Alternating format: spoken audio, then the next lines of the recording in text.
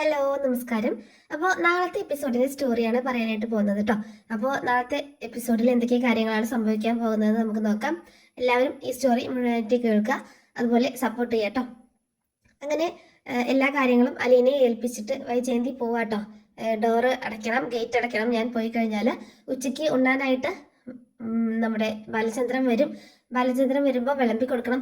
പക്ഷേ അതിൻ്റെ മുന്നേ തന്നെ അമ്മയുടെ മുന്നിൽ വെച്ചിട്ടാണ് ഇത്രയും കാര്യങ്ങൾ പറയുന്നത്.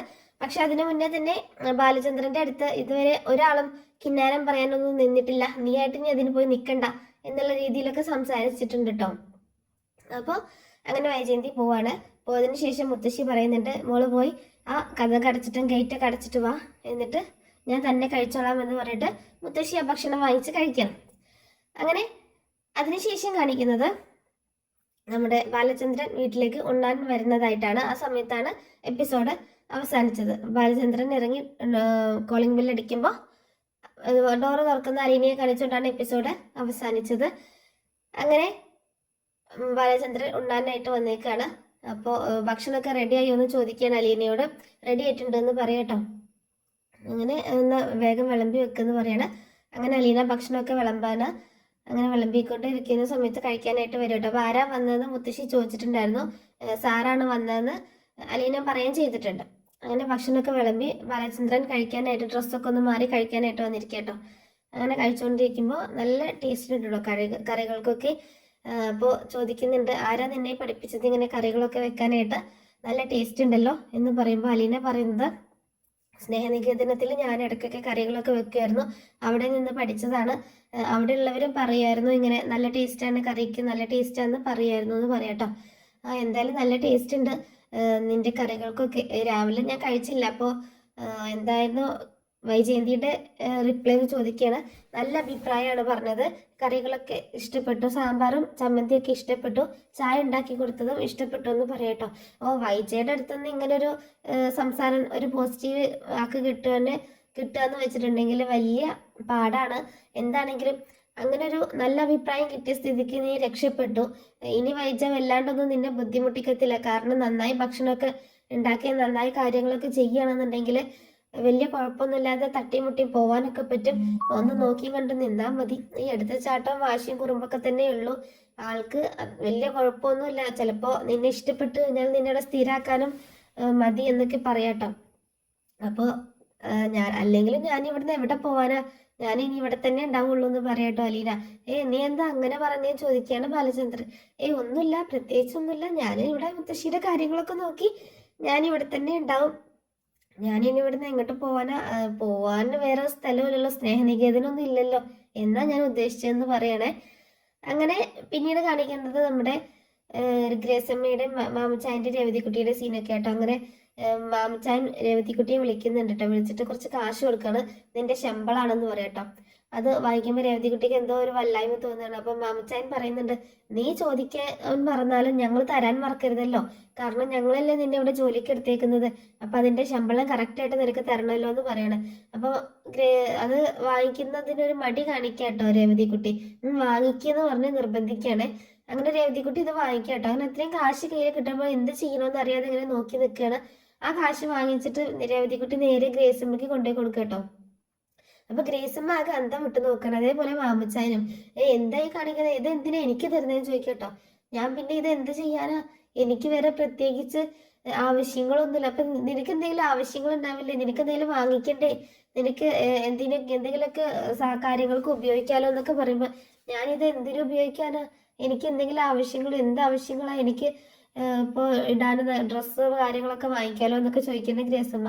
അതിന് എനിക്ക് ഡ്രസ്സ് ഉണ്ടല്ലോ, എനിക്ക് വേറെ ഡ്രസ്സിന്റെ ഒന്നും ആവശ്യമൊന്നുമില്ല. പിന്നെ ഇത് ഞാൻ എന്താ ചെയ്യേണ്ടതെന്ന് എനിക്കറിയില്ല. മമ്മി ഉണ്ടായിരുന്നെങ്കിൽ മമ്മിയുടെ അടുത്തോ അല്ലെങ്കിൽ ചേച്ചി ഉണ്ടായിരുന്നെങ്കിൽ ചേച്ചിയുടെ അടുത്തോ കൊടുക്കായിരുന്നു. പക്ഷെ ഇതിനിപ്പോ ഞാൻ വേറെ ആരെടുത്ത് കൊടുക്കാനാ എന്ന് പറഞ്ഞിട്ട് ഗ്രേസമ്മയ്ക്ക് കൊടുക്കാട്ടോ. അത് കേട്ടിട്ട് ഗ്രേസമ്മയ്ക്ക് മാമച്ചാനും ആകെ വല്ലാതെ ആവുന്നുണ്ട്. ഗ്രേസമ്മ പറയുന്നുണ്ട്, നമുക്കൊരു കാര്യം ചെയ്യാം, രേവതിക്കുട്ടിയുടെ പേരിൽ ഒരു ബാങ്ക് അക്കൗണ്ട് തുടങ്ങാം. അപ്പൊ അവളുടെ ശമ്പളം മുഴുവൻ അക്കൗണ്ടിൽ ഇട്ട് വെക്കാലോ. അങ്ങനെ തന്നെയാണ് അന്ന് ബ്രിജിത്തമ്മ പറഞ്ഞത്, അവിടുത്തെ സ്നേഹനികേതനത്തിലെ സ്ത്രീ പറഞ്ഞത് എന്ന് ഗ്രേസമ്മ പറയട്ടോ. എന്നാ പിന്നെ നീ അത് ആദ്യം പറയണ്ടേ ഗ്രേസമ്മ, അങ്ങനെ ചെയ്യാറുന്നല്ലോ എന്ന് പറയണം. നിനക്ക് ബാങ്ക് അക്കൗണ്ട് ഉണ്ടോ എന്ന് ചോദിക്കട്ടോ. അപ്പോൾ അവൾ പറയണ്ടേ ഇല്ലാന്നിട്ടാ. എന്തായാലും നമുക്കൊരു ബാങ്ക് അക്കൗണ്ട് സ്റ്റാർട്ട് ചെയ്യാം. അതിലേക്ക് ഇവളുടെ സാലറി ഒക്കെ ഇട്ട് വെക്കാമെന്ന് പറഞ്ഞിട്ട് അപ്പൊ ഇത് ഞാനിപ്പോ എന്ത് ചെയ്യുമെന്ന് ചോദിക്കട്ടോ രേവതിക്കുട്ടി.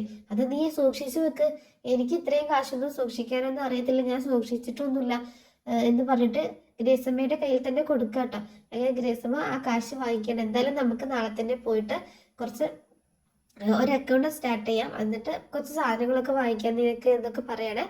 അങ്ങനെ പിന്നീട് കാണിക്കുന്നത് ചിന്നുകുട്ടീനെ കേട്ടോ. ചിന്നുകുട്ടി ഏത് സമയം രേവേന്റെയും അതുപോലെ അലീനാന്റെയും വരും എന്ന് ആലോചിച്ചോണ്ട് ഇങ്ങനെ ഇരിക്കും കേട്ടോ. പക്ഷെ അവരവിടെ കൊണ്ടാക്കി പോയതല്ലാതെ വന്നിട്ടേ ഇല്ല. ഏത് സമയം അവര് വരുന്നത് നോക്കിയിട്ട് ഇങ്ങനെ ആലോചിച്ചുകൊണ്ടിരിക്കും, അവര് കാത്തങ്ങനെ ഇരിക്കും കേട്ടോ. അങ്ങനെ രവതിക്കുട്ടീനെ അലീനേനെ ഇങ്ങനെ നോക്കിയിരിക്കണം. ആ സമയത്ത് സിസ്റ്റർ വന്നിട്ട് ചോദിക്കുന്നുണ്ട്, ചിന്നുകുട്ടി എന്താ ഇവിടെ വന്നിരിക്കുന്നതെന്ന് ചോദിക്കുമ്പോൾ ഞാൻ ഒരാളെ വെയിറ്റ് ചെയ്യാം. അപ്പൊ ആരെയും വെയിറ്റ് ചെയ്തിരിക്കുന്നത്? ഞാൻ അലീന ആന്റീനെ രവ ആന്റീനെ വെയിറ്റ് ചെയ്തിരിക്കുകയാണ്, അവര് വരും എന്നിങ്ങനെ പറയട്ടോ. ആണോ, അവരാണോ ഇന്ന് വരുന്നത്? ആരാ ചിന്നുകുട്ടീനെ ഇന്ന് കാണാൻ വരുന്നത്? ആരെയാ ചിന്നുകുട്ടി കാത്തിരിക്കുന്നതെന്നൊക്കെ ചോദിക്കുക കേട്ടോ സിസ്റ്റർ. അപ്പോഴാണ് പറയുന്നത്, രവി ആന്റീനെയും അലീന ആന്റീനെയാണ് ഞാൻ കാത്തിരിക്കുന്നത്, അവരെന്നെ കാണാനായിട്ട് വരും എന്നൊക്കെ പറയാണ്.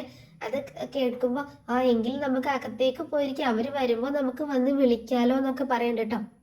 അപ്പൊ എല്ലാ ദിവസവും ചിന്നുകുട്ടി രവി ആന്റിയും അലീന ആന്റിയും വരുന്നുള്ളൊരു പ്രതീക്ഷയിലാണ് കാത്തിരിക്കുന്നത് കേട്ടോ. പിന്നീട് കാണിച്ചിട്ടുള്ളത് നമ്മുടെ ഹരി കടപ്പാട്ടൂർ വീട്ടിലേക്ക് താമസിക്കാനായിട്ട് വരിക കേട്ടോ. ബാഗൊക്കെ എടുത്തോണ്ട് 2-3 ദിവസം താമസിക്കാനായിട്ട് വരികയാണ്. അലീനയെ എങ്ങനെയെങ്കിലും വശത്താക്കണം എന്നുള്ള ഒറ്റ ചിന്തയോട് കൂടിയിട്ടാണ് ഹരി വരുന്നത് കേട്ടോ. അപ്പോൾ ഹരി വന്നിട്ട് രോഹിതിനെ കൂട്ടിപ്പിടിച്ചിട്ട് വീട്ടിൽ ആരില്ലാത്ത സമയത്ത് അലീനയെ ഉപദ്രവിക്കാനായിട്ട് ശ്രമിക്കുന്നുണ്ട്. പക്ഷേ അതിൽ നിന്നൊക്കെ അലീന രക്ഷപ്പെടുന്നുണ്ട് കേട്ടോ. എന്താണ് ഉപദ്രവിക്കാൻ പോണതെന്നും എങ്ങനെയാണ് രക്ഷപ്പെടുന്നതെന്നൊക്കെ നമുക്ക് ഒരു എപ്പിസോഡിൽ പറയാം. ഹരിയുടെ ഈ വരവ് കണ്ടിട്ട് അലീനയ്ക്ക് തന്നെ മനസ്സിലാവുന്നുണ്ട് എന്തോ ഒരു പന്തികേട്.